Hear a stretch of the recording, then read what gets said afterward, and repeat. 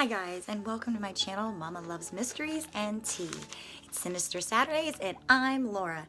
Thanks for joining me guys. For the 3 followers I got today, thank you so much. I really appreciate it and thank you. I'm glad you could join us and I hope you keep checking in to see what I post. Sinister Saturday means I do stories on murders, ghosts, paranormal, mysteries in general, and conspiracy theories. Those are things and subjects I really like. I think it's super popular. I know I'm not nearly as good as some of the guys out there. I'm not BuzzFeed Unsolved, and I'm definitely not Loey Lane. But this is something I really wanted to do for a lot of reasons. One, I think the domestic cases in your area should not be forgotten or just known to you. A lot of domestic cases give a lot of women courage to get out of situations that are horrible and maybe not put themselves in those situations. I just feel it's important. Those victims should not be forgotten. So I will probably do a lot of these cases for that reason. Today, this one's super close to home for me. I didn't know this lovely lady or the gentleman who killed her. However, it all happened in a town that I grew up on. I know these roads. And at the time, I was working in my local mini mart. There were cops all over the place that night looking for Karissa. Every customer that came in wanted to know where Karissa was and if I had seen her, because there were a gas station and people come in and out all the time. It was big. The search for her was huge in my area. In 3 areas, really, 3 or 4 areas. It was big. We all wanted to find her. Unfortunately, when she was found, she was deceased. Now, this is the court case from the trial. I did watch a lot of the news. I read some newspaper articles. I regathered a whole bunch of notes, but I went back to the trial papers, the court papers, because I really liked the timeline they presented. So here we go. This all started over a PFA in December 2011. Messed up how it happened. Karissa had woken up Jordan Clemens at 3 in the morning. And instead of like a normal person and going, what's wrong, honey? Why are you waking me up? He decided the answer was to beat the living crap out of her. And he did. He left marks on her neck, her face, her arms. Poor Karissa got a beat down that night. So much so that her mother took her to the ER. There at the ER, the nurses took pictures and police were called. And a PFA was issued and a warrant for his arrest was issued, all within that night. Karissa was in a safe situation at this point. She was with her family. She wasn't in the area and she wasn't with him. Because clearly, this man has something wrong with him. You just don't wake up and beat the crap out of somebody like that. Horrible. So, how they got contacted again happened in 2012 via Facebook Messenger. Karissa, I believe, messaged him first, Clemens. She let him know that there was a PFA against him and a warrant, and she begged him to turn himself in. That's all she wanted. And also during the conversation, she apologized. Sweetheart, you didn't have to apologize. He beat you. You didn't need to apologize for that, but she did. And she told him she loved him. It's harsh. It's really harsh, guys. Violence and love don't mix. So he agreed. He agreed to turn himself in under one condition. He wanted to see her. And unfortunately, Karissa agreed. There's a big no-no. I wish Karissa would have talked to a friend or her mother or somebody would have stopped her from going to see him. I really do. Awful. Now, we move on to the actual timeline of the last time Karissa was seen alive. Karissa picked him up, and from there they drove to an ATM at a bank.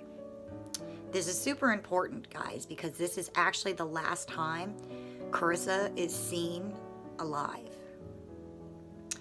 So 5:30 in the afternoon, somebody else at the bank saw Karissa. And that person was the last person to see her alive. They withdrawed money from the ATM. Clearly they were there for something, banking-wise. And they'd withdrawn money, and they left. Now the next time Jordan is seen on a security camera is at 12:30 a.m. at a gas station, putting gas in Karissa's car with Karissa's card, which really wasn't even her card, it was her father's debit card. And he also tried to withdraw money again, unsuccessfully. But he tried. From there, we go to 2:30 a.m. at a Walmart. Also messed up, at this Walmart, he bought a PlayStation or an Xbox of some sort. He bought an entertaining device from Walmart with, again, Karissa's card in Karissa's car. That's a tongue twister. Her card and her card. He had both of them. From there, we go to 6 o'clock a.m. 12:30 to 6. And he is at Winkle's gas station in Cecil. Now, the cashier noticed that he was shaky, seemed nervous, definitely off. He was either drunk or on drugs, was her statement. But he wasn't right. She noticed it right away. He asked to buy cigarettes. Of course, in Pennsylvania, if they don't think you're 21, you gotta hand your ID over. But instead of handing his ID over, Jordan handed Karissa's debit card and then left. Again, in Karissa's car. All this time, Karissa's mom is freaking out. She's so worried. Her concerns just keep growing and growing and growing. And as a mom, totally makes sense. You know your kid's in a situation with a PFA and somebody beat the crap out of her, you are going to worry. And she did. She was super duper duper worried. This caused her to go to the Baldwin Police Department. Once at the Baldwin Police Department, she filed a missing persons paper and also handed over her daughter's cell phone number and Jordan's cell phone number. This enabled the police to ping where they were.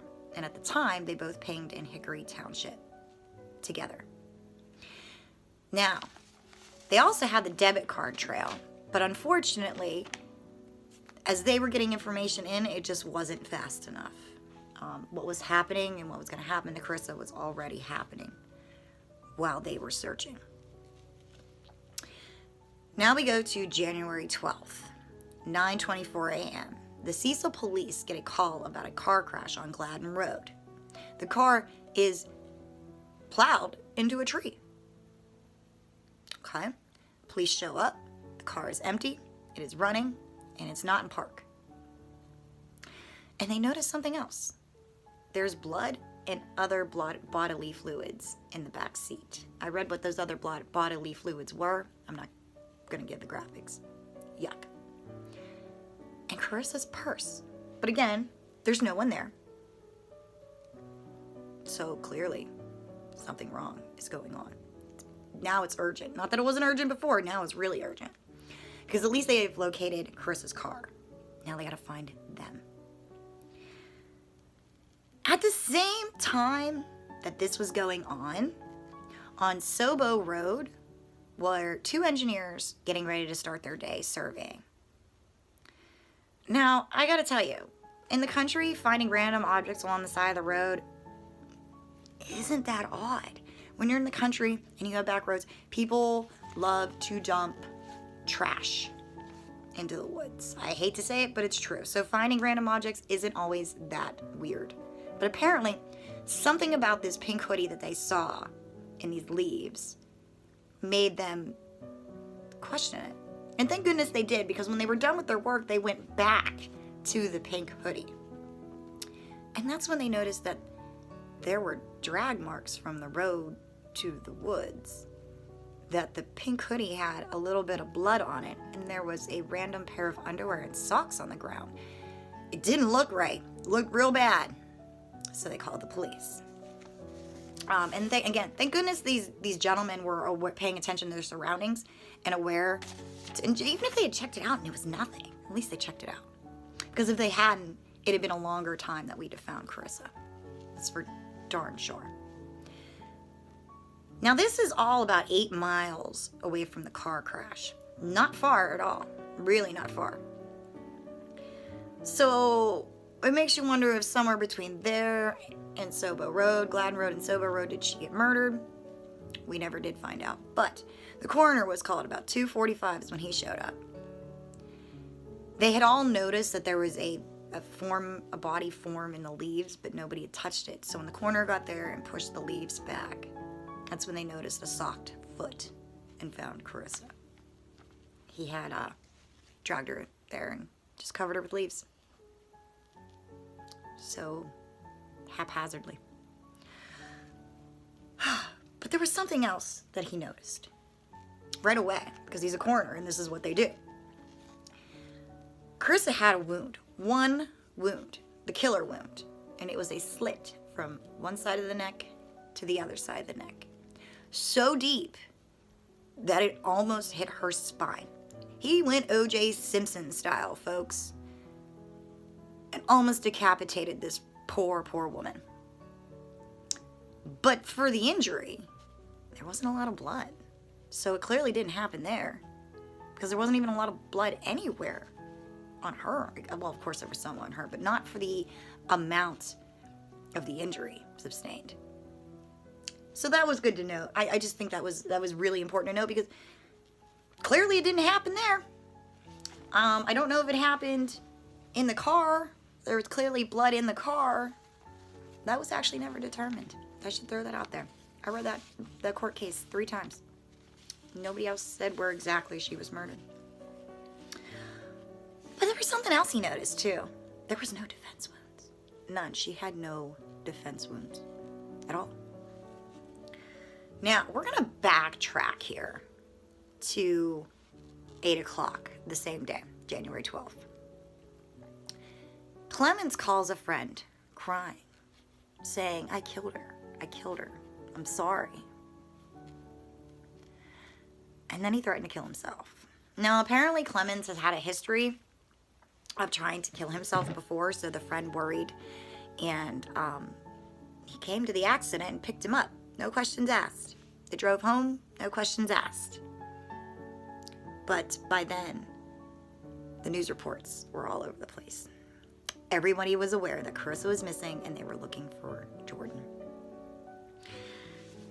Now, once at the friend's house, Clemens' father was called to come over, and he started questioning him. What happened? What did you do? What's going on?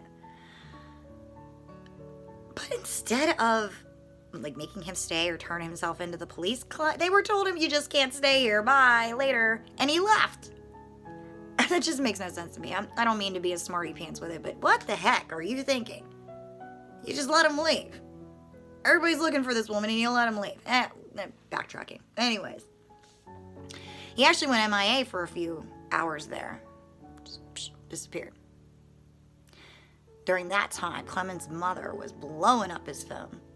You need to come here. You need to talk to me. What happened? Come to my house. And when she finally did get a hold of him and he agreed to go to her, he actually didn't go to her house, which kind of stunk because there was police officers there waiting to arrest him. He went back to the friend's house. Why? I don't know. Maybe he knew the cops were at his mom's house. That's when the mother, their pastor, and everyone else convinced Jordan to turn himself in. But they also noted that he kind of seemed intoxicated, or at least on something. They knew drugs had been involved in the night because when the coroner showed up to the car crash, he found not chemicals, but objects that you would use to smoke crack with. I'm not a big crack user, so I really don't know what you need a SOS pad for when smoking crack. I don't know. So they were already aware drugs were involved. So it really wasn't super surprising when he came in drunk or intoxicated of some sort. But at this point, all he was claiming was that he blacked out. He told his mom, I blacked out. I don't know what happened. I blacked out. Even though he'd already told his friends, I'm sorry, I killed her. He was well aware he killed her. He just doesn't remember how he did it. Now, there's a lot of actual details to how he ended up MIA to his friend's house with his mom and stuff. But I think it felt more like a filler to me for this situation, so I didn't add it in. But you're more than welcome to go back and read the court case and read what happened yourself.